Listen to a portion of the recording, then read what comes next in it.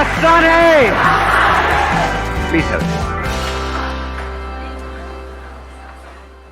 Mentally strong कैसे होते हैं और मेंटली स्ट्रांग होने का मतलब क्या है, ये हमको मिल करके आज फाइंड आउट करना है। पहले ये देखना है कि फिजिकली स्ट्रांग होने का मतलब क्या। सर फिजिकली स्ट्रांग को कह सकते हैं कि जिसके पास स्ट्रेंथ, स्टेमिना और एंड्योरेंस तीनों हो तो उसे फिजिकली फिट कह। Excellent point, let's give big hand for him.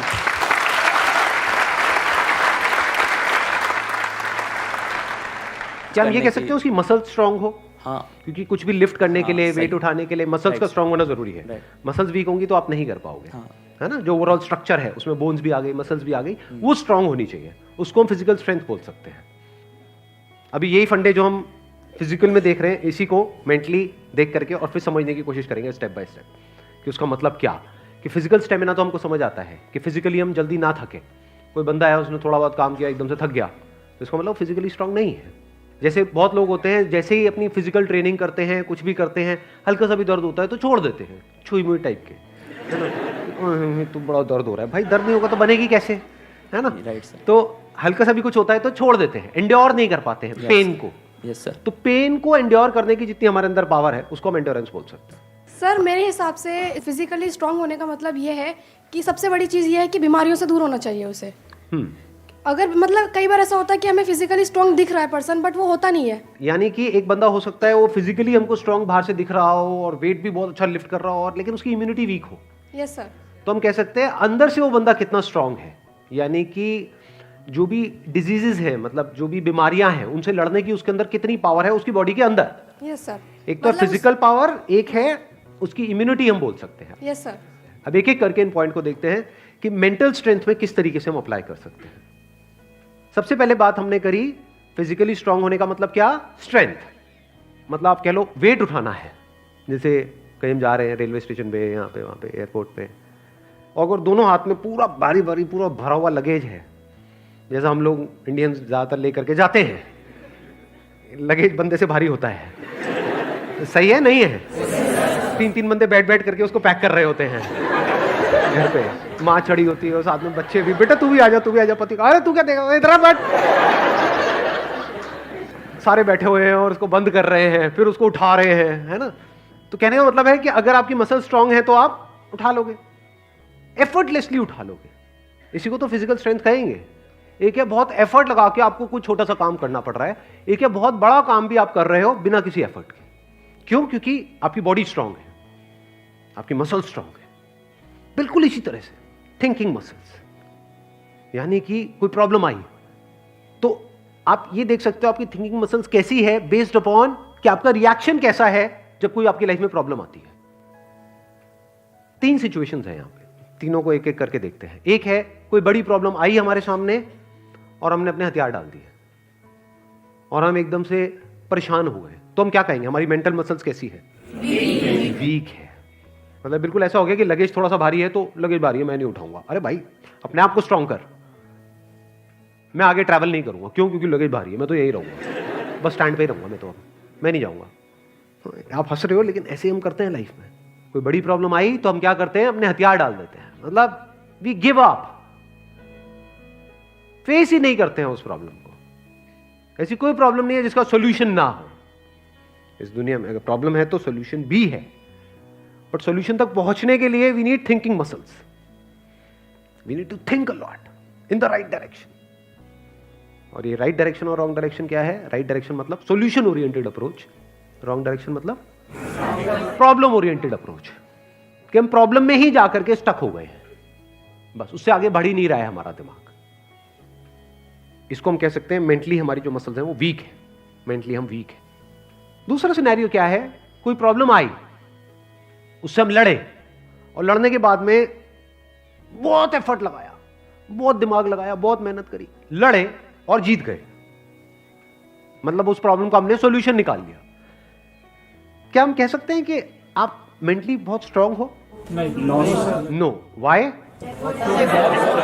Exactly, because आपको बहुत एफर्ट लगाना पड़ रहा है। समझ गए ना? हाँ, जैसे कोई बैग उठाना है तो बहुत एफर्ट लगाना पड़ रहा है जी, दोनों हाथ लगा दिए और ये घसीट घसीट के जा रहे हो, और पहुंच गए, कह रहे हो हाँ मैं तो वो। भाई कुछ नहीं, तेरी कमर में लचक आ चुकी है। The second scenario is better than the first scenario but not as good as the third scenario. Third scenario क्या है? बड़ी से बड़ी भी कोई प्रॉब्लम आई हमारी लाइफ में, हम पहले ही उसके लिए तैयार थे और ऐसे सॉल्यूशन निकल के आ गया। मतलब वो प्रॉब्लम जो दुनिया के लिए बहुत बड़ी है, जिसको देख करके लोग डरने लग जाते हैं, वो प्रॉब्लम आपके सामने आई, ऐसे सॉल्यूशन निकल गया, एफर्टलेसली काम हो गया। यानी एक बैग आपके पास में है 50 किलो का, ऐसे उठा लिया हल्के में। मतलब लोगों को देखने में लग रहा है कि अरे बैग तो बहुत हल्का है। बैग हल्का नहीं है, उस बंदे में दम है। तो कैसे लाइफ की मुश्किल से मुश्किल प्रॉब्लम्स को भी आप आसान से आसान बना सकते हो? कितना आसान बना सकते हो कि ऐसा लगे अरे इस बंदे को तो कोई एफर्ट ही नहीं करना पड़ रहा है। उसी को तो कहेंगे मेंटल स्ट्रेंथ, मेंटली स्ट्रांग होना। इसको अगर मैं समअप करूं, जो भी अभी तक मैंने कहा है उसको एक लाइन के अंदर अंदर, तो वो क्या है? एक कैटेगरी होती है लोगों की जो सिंपल से सिंपल प्रॉब्लम्स को भी कॉम्प्लिकेटेड बना देते हैं अपने माइंड में। 99% लोग ऐसे ही हैं इस दुनिया में। सिंपल सी प्रॉब्लम है, कुछ भी नहीं, उसको भी इतना कॉम्प्लिकेटेड किया हुआ है जैसे पता नहीं क्या हो गया, हवा बना दिया है पूरा का पूरा। और दूसरी कैटेगरी होती है लोगों की, ऐसे बहुत कम लोग होते हैं, वही होते हैं जिन्होंने एक्चुअल में काम किया होता है अपनी मेंटल मसल्स के ऊपर।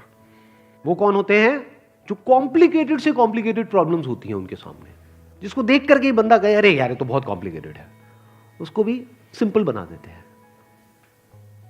जैसे फॉर एग्जांपल आपकी कोई रिलेशनशिप है किसी के साथ में और वहां पे बहुत क्लैशेस चल रहे हैं, बहुत मेजर कुछ इश्यूज हो रहे हैं। एक तो ये आपस में हम लड़ते मरते रहे कुत्ते बिल्ली की तरह, जैसे ज्यादातर घरों में होता है। उसका कोई सोल्यूशन निकल पाएगा कभी भी? नहीं। तो हमें क्या करना होगा? समझना होगा इस रिलेशनशिप में प्रॉब्लम है क्या। अज्यूम नहीं करना है पहले से कि प्रॉब्लम उसमें है या प्रॉब्लम मुझ में ही है। ये भी एक विक्टिम मेंटालिटी होती है, मेरे में ही कमी है, वो तो सब सही है बस मेरे में ही कमी है जी। ये भी बड़ी गंदी मेंटालिटी होती है, विक्टिम मेंटालिटी। या फिर तुझ में प्रॉब्लम है, मैं सही हूं तू गलत है। तो पर्सन को ना देखा जाए कि वो या वो, प्रॉब्लम को समझा जाए। प्रॉब्लम एग्जैक्टली क्या हो रही है रिलेशनशिप, वो जो क्लैश हो रही है उसकी जड़ क्या है, उसका कॉज क्या है। अगर वो हमको समझ आ जाता है बारीकी से, तो क्या वो प्रॉब्लम जड़ से ठीक नहीं हो जाती? और अगर हम उसको ना समझे और ऊपर ऊपर से ठीक करने की कोशिश करें, क्या वो कभी भी ठीक हो सकती है? कोई भी मिल करके क्या उसको ठीक करवा सकता है उस प्रॉब्लम को? जैसे दो लोगों के बीच में प्रॉब्लम हो रही है, कोई तीसरा आ जाए उनके बीच में मीडिएटर बन करके, मैं सॉल्व करवा दूंगा तुम्हारी प्रॉब्लम, तो कुछ देर के लिए तो समझौता करा सकता है, लेकिन अगर परमानेंट उसका सोल्यूशन चाहिए तो वो कैसे होगा? या तो दोनों को या दोनों में से किसी एक को बारीकी से समझना होगा नेचर ऑफ प्रॉब्लम क्या है। And that could be very simple. समझ गए? मतलब लगता क्या है, ये स्पेशली जो रिलेशनशिप्स की जो प्रॉब्लम्स होती है वो बहुत ही कॉम्प्लिकेटेड होती है, एक्सट्रीमली कॉम्प्लिकेटेड।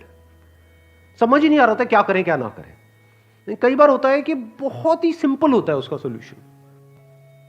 अगर मान लो मेरी किसी के साथ में रिलेशनशिप है, उसमें कोई प्रॉब्लम हो रही है, तो उसको बारीकी से ऑब्जर्व किया, अच्छा प्रॉब्लम हो क्यों रही है और इतनी बड़ी प्रॉब्लम क्यों हो रही है, उसकी जड़ क्या है।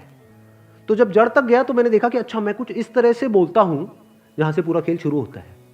अगर मैं ये ना बोलूं तो, और इसकी जगह ये बोल दूं तो क्या खेल अलग डायरेक्शन में नहीं चला जाएगा? दोनों का अंडरस्टैंडिंग होना बहुत जरूरी है। आप कह रहे हो दोनों की अंडरस्टैंडिंग होना बहुत जरूरी है। हाँ जी सर। ध्यान से समझना, अब ये प्रॉब्लम ओरिएंटेड अप्रोच है, सॉल्यूशन ओरिएंटेड अप्रोच है? ये प्रॉब्लम ओरिएंटेड अप्रोच है जिसका कोई दुनिया में सॉल्यूशन नहीं है। ये बिल्कुल ऐसा है कि सरकार को तो अपना काम अच्छे से करना चाहिए। ये जो चाहिए है ना, ये हम इंडियंस की नस नस में दौड़ रहा है।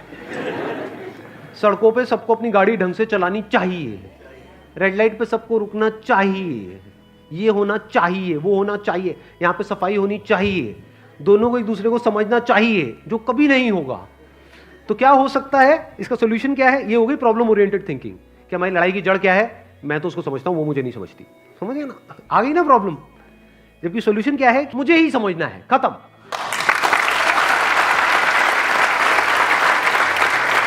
Thank you so much for coming.